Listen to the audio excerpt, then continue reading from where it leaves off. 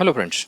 Last video में जो part 1 था उसके अंदर हम डिस्कशन किया था TLS 1.2 हैंडशेक का। इस वीडियो में जैसा कि प्रॉमिस किया था ये पार्ट 2 है, इसके अंदर हम TLS 1.3 हैंडशेक का डिस्कशन करेंगे। जो आप स्क्रीन पे देख रहे हैं ये दिखता है TLS 1.3 हैंडशेक। ये इतना छोटा बना दिया इन्होंने कि इसके आगे TCP हैंडशेक को भी शर्म आ जाए। वो होता है ना TCP हैंडशेक, छोटा सा सिन सिन ऐक। इन भाई साहब ने बिल्कुल डिट्टो वही कॉपी किया है। इन्होंने क्या किया, client hello, server hello, auth done, बस इतना सा TLS 1.3 हैंडशेक है। वो TLS 1.2 की तरह लंबी चौड़ी कहानी नहीं है। तो ये कुछ हद तक बढ़िया भी किया इन्होंने, काफ़ी टाइम सेव होता है। टाइम कैसे सेव होता है हम डिस्कस करते हैं। क्लाइंट हेलो जाता है, क्लाइंट हेलो के अंदर काफ़ी सारी चीज़ें वही गई हैं जो वहाँ पर जाती थी TLS 1.2 में। क्लाइंट हेलो के अंदर साइफर सूट्स जाते हैं, compression algorithm, encryption algorithm, random number जाता है, cipher suits, highest TLS protocol version 1.2 1.3 जो भी सपोर्ट करता है क्लाइंट, वो सब यहाँ से जाता है। ठीक है, तो ये सारी चीज़ें यहाँ तक ठीक हैं। अब इसके साथ एक और चीज़ जाती है जो 1.2 में नहीं जाती थी। 1.2 में वो चीज़ एक अलग से क्लाइंट की एक्सचेंज के थ्रू जाती थी। वो क्या होता था, अभी देखिए 1.2 के अंदर ये जो क्लाइंट एक्सचेंज वाला पार्ट आपको दिख रहा है, ये वाला पार्ट क्लाइंट हेलो के अंदर ही जाता है एक साथ में। अब कैसे जाता है वो मैं आपको समझाता हूँ। क्या होता है कि ये TLS 1.3 हैंडशेक में दोनों पार्टीज़ की, क्लाइंट की और सर्वर की, अपनी अपनी पब्लिक और प्राइवेट की पेयर्स होते हैं। तो उन प्राइवेट और पब्लिक की पेयर्स में से ये क्या करते हैं, प्राइवेट अपने पास रखते हैं, और ऑब्वियसली प्राइवेट रखा जाएगा क्योंकि वो सीक्रेट है, और जो पब्लिक होता है उसको दूसरी पार्टी को भेज देते हैं। ये जब भी की पेयर और की शेयर की बात आती है, यहाँ पर TLS 1.3 के अंदर जो क्लाइंट की एक्सचेंज था उसको की शेयर बोलते हैं। यहाँ पर नाम चेंज हुआ है, काम वही है, और बस वो क्लाइंट की एक्सचेंज यानी की शेयर वो यहाँ पे क्लाइंट हेलो के साथ ही इंक्लूड हो गया है। ये यहाँ पे डिफरेंस है।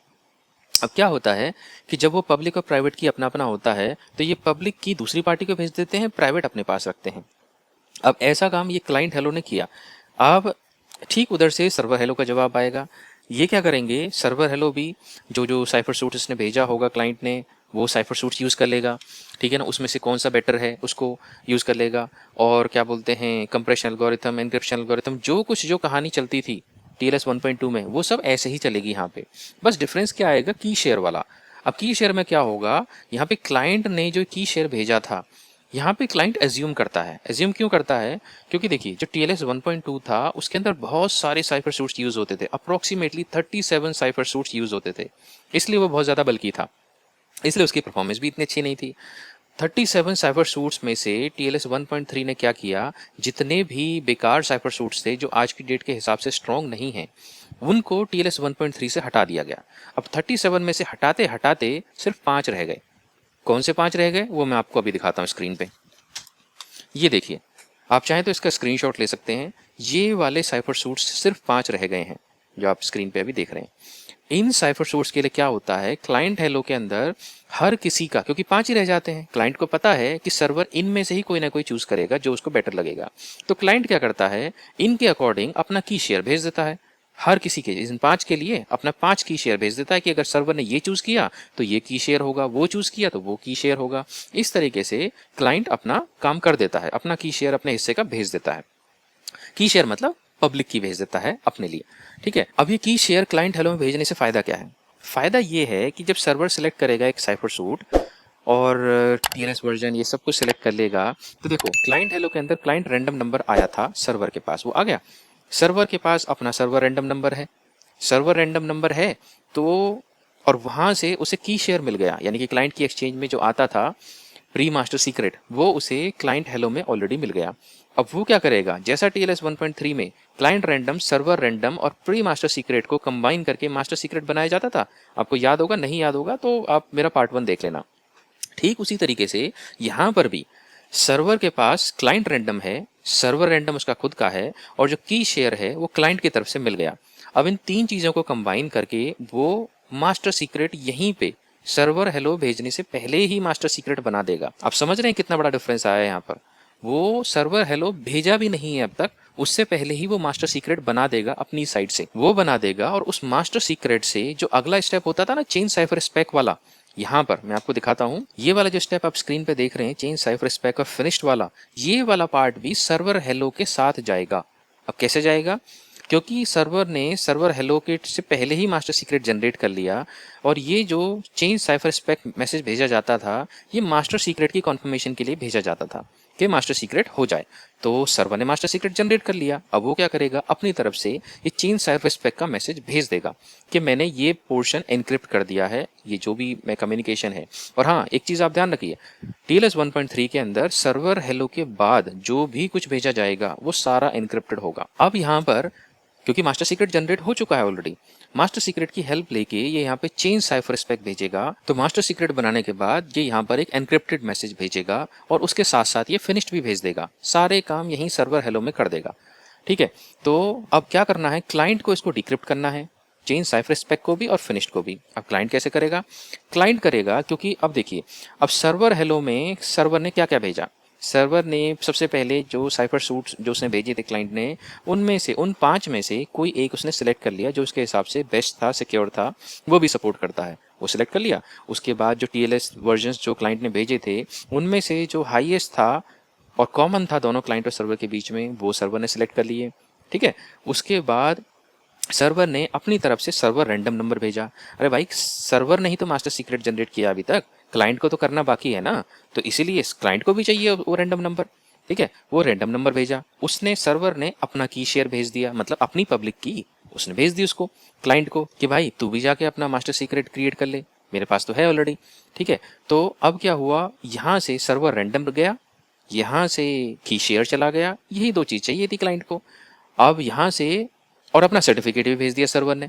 ठीक है, और सर्टिफिकेट जो भेजा वो उसने एनक्रिप्टेड भेज दिया क्योंकि मास्टर सीक्रेट तो ऑलरेडी था उसके पास। अब जो सर्वर हेलो जो इसने भेजा सर्वर ने, उसके अंदर वही कॉमन चीज़, अपना सर्टिफिकेट भेजा क्योंकि सर्टिफिकेट के अंदर पब्लिक की होती है, वो अपना सर्टिफिकेट भेजा, अपना डिजिटल सिग्नेचर भेजा, सर्वर रैंडम नंबर भेजा। भाई क्लाइंट को भी तो अपना वो बनाना है ना मास्टर सीक्रेट, वो भेज दिया।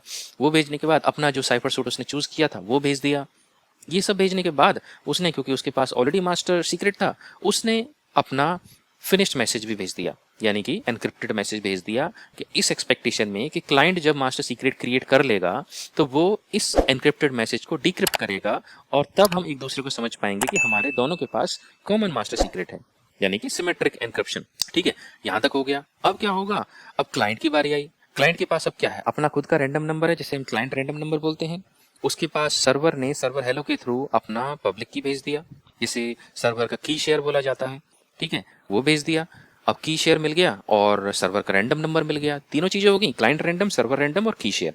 तीनों चीजें मिलने के बाद अब क्लाइंट ने भी अपना मास्टर सीक्रेट क्रिएट कर लिया। फंडा वही है, बस स्टेप्स थोड़ा सा ऊपर नीचे हो गए हैं। इसने भी अपना मास्टर सीक्रेट क्रिएट कर लिया। मास्टर सीक्रेट करने के बाद इसने जो सर्वर हेलो ने एनक्रिप्टेड मैसेज भेजा था और जो फिनिश्ड मैसेज भेजा था उसको डिक्रिप्ट कर लिया इसने। इसको कंफर्म हो गया कि सर्वर जेन्युइन है, जिससे बात कर रहे हैं वही है। ठीक है, अब इसने क्या किया, इसने अपने मास्टर सीक्रेट के साथ इसने भी अपनी तरफ से अपना पहले तो सर्टिफिकेट वैलिडेट किया, उसका जो सर्वर का सर्टिफिकेट था। सर्वर का वैलिडेशन पार्ट मैंने पार्ट 1 में समझा रखा है, आप चाहो तो उस वीडियो को देख सकते हो। सर्वर का सर्टिफिकेट वैलिडेट किया, उसे पता चल गया कि भाई जेन्युइन सर्टिफिकेट है और जेन्युइन सर्वर है। ठीक है, अपना मास्टर सीक्रेट जनरेट करने के बाद उसने भी फिनिश्ड मैसेज भेज दिया। फिनिश्ड मैसेज की इंपॉर्टेंस भी मैंने पार्ट 1 में बता रखी है, वो आप उसे देख सकते हो। यहाँ पर फिनिश्ड मैसेज भेज दिया, उसके बाद से अब यहाँ पर दोनों पार्टीज के पास अपना अपना मास्टर सीक्रेट है। ठीक है, तो मास्टर सीक्रेट के बाद जब सेम की आ जाती है तो कौन सा एन्क्रिप्शन स्टार्ट होता है, सिमेट्रिक एन्क्रिप्शन। सेम की आने से पहले जब तक डिफरेंट कीज यूज कर रहे हैं, पब्लिक प्राइवेट अपनी अपनी यूज कर रहे हैं, तब तक वो चल रहा होता है एसिमेट्रिक एन्क्रिप्शन। अब यहाँ से सारा चलेगा सिमेट्रिक एन्क्रिप्शन। और सर्वर हेलो के बाद यहाँ पे TLS 1.3 में सब कुछ वैसे भी एन्क्रिप्टेड ही चलता है, सारा एप्लीकेशन डेटा वगैरह सब कुछ। ठीक है, मास्टर सीक्रेट के बेस पे ही सेशन कीज जनरेट होती हैं। ये बेसिक अंडरस्टैंडिंग हुई कि TLS 1.3 हैंडशेक कैसे काम करता है। अब हम थोड़ा सा इसकी डिटेल में जाएंगे। देखिए, TLS 1.3 के अंदर नया क्या है। ठीक है, हमने हैंडशेक डिस्कस कर लिया, अब हम थोड़ा सा नया देखते हैं। सबसे पहली बात, ये एक शॉर्टर हैंडशेक है जो कि आपने देख ही चुका, सिर्फ 3 मैसेज में काम चल जाता है, क्लाइंट हेलो, सर्वर हेलो और एक यानी कि फिनिश मैसेज क्लाइंट की तरफ से, और डन हो गया हैंडशेक कंप्लीट। और ज़्यादा सिक्योर है, ज़्यादा बेटर है, छोटा होके भी बेटर है। ठीक है, तो यहाँ पर 3 मैसेज में काम चल जाता है। अब यहाँ पर क्या है, जो TLS 1.2 हैंडशेक था वो RSA बेस्ड था। ठीक है, अब RSA बेस्ड था, वो उस टाइम के हिसाब से तो RSA सही था, लेकिन आज की डेट के हिसाब से RSA इतना स्ट्रॉन्ग नहीं समझा जाता। तो इन्होंने क्या किया, TLS 1.3 ने, यानी कि IETF जो ऑर्गेनाइजेशन ये बनाती है, उसने क्या किया, RSA को हटा ही दिया। कंप्लीट पिक्चर से बोल दिया कि TLS 1.3 does not support RSA। बात ही खत्म। अब जब सपोर्ट ही नहीं करता तो क्या करोगे। अब IETF ने क्या किया, TLS 1.3 के अंदर ओनली ऑप्शन छोड़ा डिफी हेलमेन, वो भी ईफेमरल डिफी हेलमेन, इसको अलावा और कुछ सपोर्ट ही नहीं करता ये, ठीक है, यानी कि ऑप्शंस ही नहीं है। इसका मतलब जो सिक्योरिटी उन्होंने सोची है वही सिक्योरिटी मिलेगी, यूजर के पास ऑप्शन ही नहीं छोड़े। अब इससे क्या होता है, जो हमारा TLS 1.2 था उसके अंदर हमें परफेक्ट फॉरवर्ड सिक्रेसी नहीं मिलती थी, ठीक है। क्यों?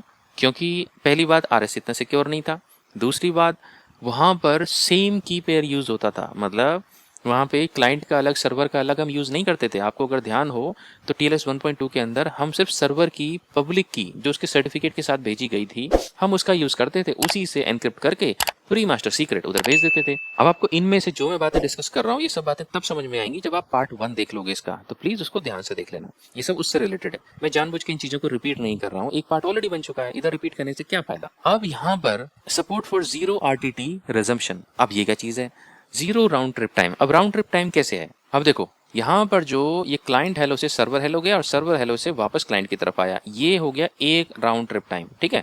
अब दूसरा क्लाइंट ने यहाँ से भेजा, क्लाइंट ने यहाँ से गया फिर वापस आया, जब एक राउंड ट्रिप हो जाता है, गया और वहां पे वापस आ गया, उसको राउंड ट्रिप टाइम कहते हैं। अब यहाँ पर एक यहाँ पे हो गया, एक यहाँ पे हो गया, अभी तो दो दिख रहे हैं आपको। अगर क्लाइंट का भी वैलिडेशन हो रहा होता, क्लाइंट सर्टिफिकेट या क्लाइंट की तरफ से वैलिडेशन होता, क्योंकि यहाँ पर तो अभी सिर्फ सर्वर का सर्टिफिकेट वैलिडेशन हो रहा है ना नॉर्मली, अगर क्लाइंट का वैलिडेशन भी होता तो एक राउंड ट्रिप और बढ़ जाता, यानी कि 3 राउंड ट्रिप हो जाते, इसलिए स्लो हो जाता।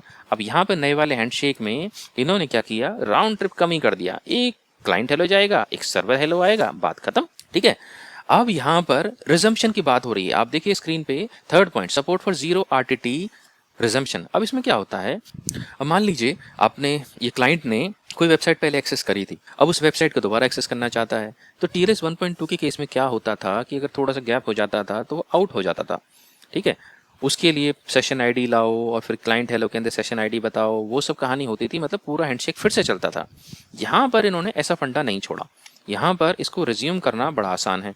अब आसान कैसे है, जीरो राउंड ट्रिप जो इन्होंने मेंशन किया है। तो इसमें क्या होता है कि जब पिछली बार क्लाइंट और सर्वर ने एक सेशन किया था तो ये उसी पुराने सेशन के बेसिस पे दूसरा शेयर्ड सीक्रेट जनरेट कर सकते हैं, उसको बोलते हैं रिजम्पशन मेन सीक्रेट। उनके पास दोनों के पास इन्फॉर्मेशन थी, वो दूसरा रिजम्पशन मेन सीक्रेट यूज कर सकते हैं और उसी के थ्रू रिज्यूम कर सकते हैं। तो जब पिछला वाला जो हैंडशेक हुआ था या पिछला वाला जो वेबसाइट एक्सेस हुआ था उसमें सर्वर ने उसके पास क्लाइंट के पास एक सेशन टिकट भी भेजा था। अब दो चीजें थी, एक रिजम्पशन मेन सीक्रेट जो रिज्यूम करने का काम आता है और एक उस वाले सेशन का सेशन टिकट, ये दोनों चीजें थी। अब TLS 1.3 के अंदर फायदा क्या है, पूरा हैंडशेक दोबारा नहीं करना पड़ेगा, रिजम्पशन मेन सीक्रेट की मदद से वो एक दूसरा शेयर सीक्रेट जनरेट कर लेगा, सेशन टिकट उसके पास है ही।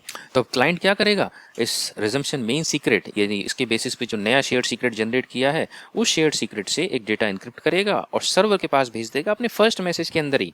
कोई जरूरत नहीं है दोबारा पूरा हैंडशेक और ये सब करने की। सेशन टिकट भेजेगा जिससे सर्वर को पता चल जाएगा ये सेशन टिकट ये वही वाला तो है जो 2 घंटे पहले आया था मेरे पास, ठीक है। तो उसको वो रिज्यूम कर देगा यहाँ से। तो यानी कि बड़ा आसान हो गया यहाँ पे सेशन को रिज्यूम करना, कोई राउंड ट्रिप टाइम की जरूरत नहीं है, कोई दोबारा से हैंडशेक करने की जरूरत नहीं है और वो पुराना वाला सेशन रिज्यूम हो जाता है क्लाइंट सर्वर के बीच में। यहाँ तक पॉइंट क्लियर। अब हम आगे बढ़ते हैं। ये चीज हमने ऑलरेडी डिस्कस कर ली, सर्वर हेलो पैकेट के बाद जो सारा सब कुछ होता है इनक्रिप्टेड होता है। क्यों होता है, क्योंकि सर्वर हेलो से पहले ही सर्वर ने मास्टर सीक्रेट जनरेट कर लिया था, जैसा हमने डिस्कस किया, उसको सब कुछ मिल गया था, उसने मास्टर सीक्रेट जनरेट कर लिया। अब मास्टर सीक्रेट जनरेट होने के बाद फिर क्या फायदा अगर एनक्रिप्ट ही ना करो, तो वहां से सब कुछ एनक्रिप्टेड भेजा जाता है सर्वर की तरफ से। अब एनक्रिप्टेड होने का फायदा भी है एक नुकसान भी है। हम नॉर्मल TCP डंप में ये सब नहीं देख पाएंगे, मैसेज एक्सचेंज होंगे कभी भाई ये तो एनक्रिप्टेड है पूरा, वहां शार्क में थोड़ी बहुत डिटेल दिख जाती है, ठीक है। आगे बढ़ते हैं। IETF की तरफ से वो ये कहता है कि जो TLS 1.2 पुराना वाला था उसको कंप्लीट करने के लिए 300 मिली सेकेंड टाइम चाहिए था और जो नया वाला TLS 1.3 है उसको सिर्फ 200 मिली सेकेंड लगता है। अब भाई हमारे हिसाब से तो हमें सेकंड भी ज़्यादा नहीं लगती, ठीक है ना, लेकिन IETF के हिसाब से ज़्यादा डिफरेंस है, कह रहे हैं तो ठीक है मान लेते हैं, बड़ी वो कंपनी है ना। अब जो नेक्स्ट पॉइंट है, 2 डिफरेंट पब्लिक प्राइवेट की पेयर्स आर यूज्ड, ठीक है, ये तो है ही। देखो जो पुराना वाला हैंडशेक था उसके अंदर सिर्फ सर्वर की पब्लिक की का यूज होता था, और प्राइवेट की उसके पास रहती थी। क्लाइंट की तो पब्लिक और प्राइवेट का यूज़ ही नहीं होता था। यहाँ पर दोनों की पब्लिक प्राइवेट का यूज़ होता है। जब क्लाइंट हेलो में की शेयर भेजा जाता है तो क्लाइंट अपनी वाली पब्लिक की सर्वर के पास भेज देता है। जब सर्वर हेलो के अंदर की शेयर होता है तो सर्वर अपनी पब्लिक की क्लाइंट के पास भेज देता है। दोनों पार्टीज अपनी अपनी प्राइवेट कीज अपने पास रखती हैं और पब्लिक कीज दूसरी पार्टी को भेज देती हैं। अब ये जो आप ऊपर देख रहे हैं, ये जो डिफी-हेलमैन वाला जो फंडा है, ये बड़ा मैथमेटिकली कमाल की चीज़ है। इसमें होता क्या है, अब दो डिफरेंट पब्लिक और प्राइवेट की यूज होती हैं। इसमें से एक तो पीएफएस के काम आ जाती है, यानी परफेक्ट फॉरवर्ड सीक्रेसी के काम आ जाती है, क्योंकि वो चेंज होती है।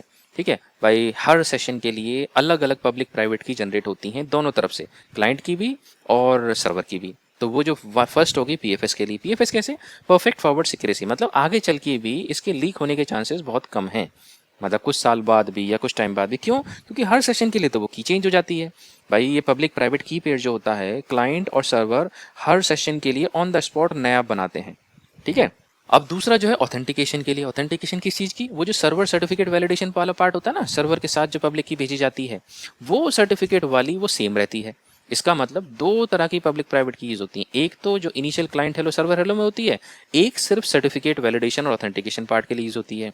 इसका मतलब डबल सिक्योरिटी आ गई। पिछले वाले हैंडशेक के अंदर तो सिर्फ एक सर्वर की पब्लिक की का काम था, उसी के थ्रू सब कुछ हो रहा था। अगर सर्वर की गलती से प्राइवेट की लीक हो गई तो सारा भांडा फूट जाता था। यहाँ पर ऐसा नहीं होता, यहाँ पर दोनों अलग अलग है, एक्स्ट्रा सिक्योरिटी है। आगे बढ़ते हैं। TLS 1.3 जो हमने डिस्कस कर चुका, इसके अंदर की शेयर एक्सटेंशन यूज होती है और पुराने वाले में उसी को हम क्लाइंट की एक्सचेंज बोलते थे, जो अलग से जाता था। यहाँ पर की शेयर क्लाइंट हेलो के अंदर ही भेज दिया जाता है। ये इतनी भी मेहनत करना नहीं चाहते, टाइम बचा देते हैं।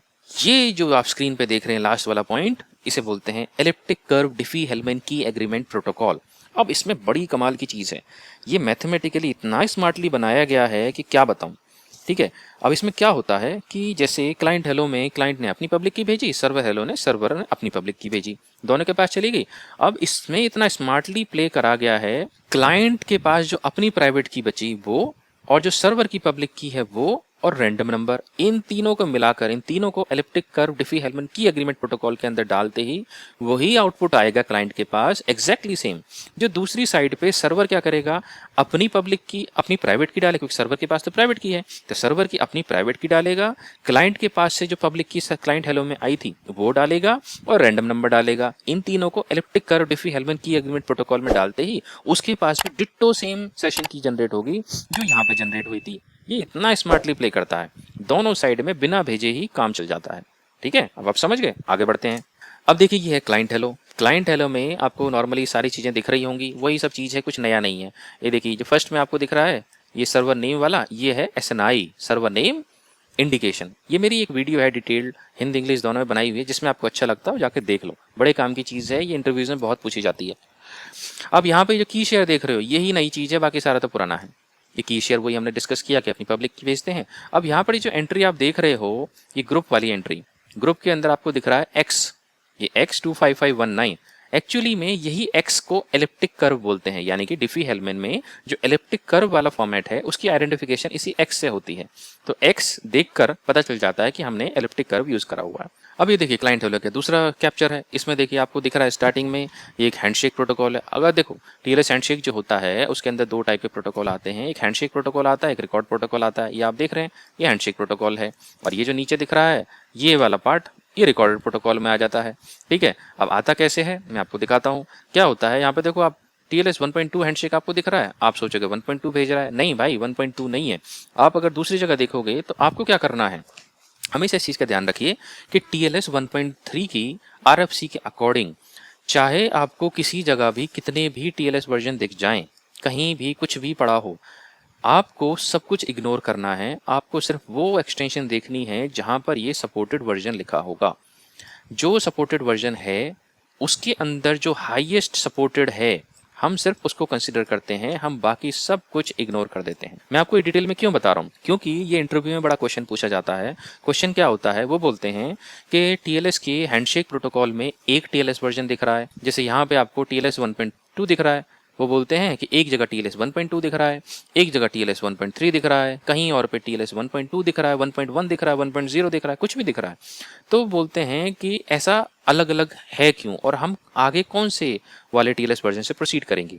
तो जो सेकंड क्वेश्चन है कौन से वाले से प्रोसीड करेंगे, वो हम करेंगे इस सपोर्टेड वर्जन के अंदर जो भी मैक्सिमम लिखा होगा क्लाइंट हेलो के अंदर, हम उससे सपोर्ट करेंगे अगर सर्वर भी उसको सपोर्ट करता होगा तो।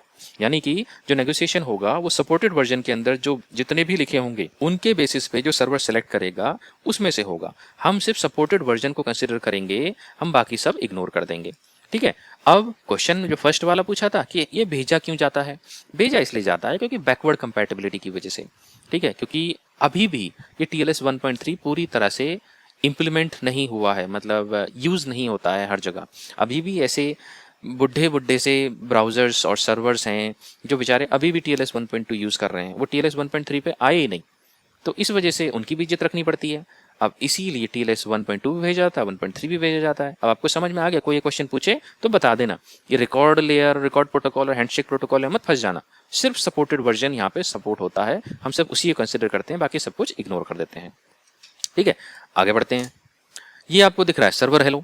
अब सर्वर हेलो के अंदर क्या होगा, सर्वर हेलो में जैसा हमने डिस्कस किया, जो साइफर सूट उसने क्लाइंट ने भेजे होंगे या फिर जो भी हाईएस्ट TLS प्रोटोकॉल वर्जन भेजा होगा उसमें से चूज़ कर लेगा। साइफर सूट्स जो 5 भेजे थे उनमें से किसी एक को चूज़ कर लेगा, उसके अकॉर्डिंग उसे क्लाइंट का भेजा हुआ की शेयर भी मिल जाएगा, उस की शेयर से वो मास्टर सीक्रेट जनरेट कर लेगा और मास्टर सीक्रेट से आगे काम चल जाएगा। ठीक है, इस सर्वर हेलो में ही सर्वर अपना की शेयर भी भेजता है, यानी कि अपनी पब्लिक की वो भी भेजता है। क्यों? क्योंकि भाई क्लाइंट को भी तो मास्टर सीक्रेट जनरेट करना है ना, बात तो दोनों तरफ से होगी। तो ये जब तक सर्वर अपना की शेयर नहीं भेजेगा बात आगे नहीं चलेगी।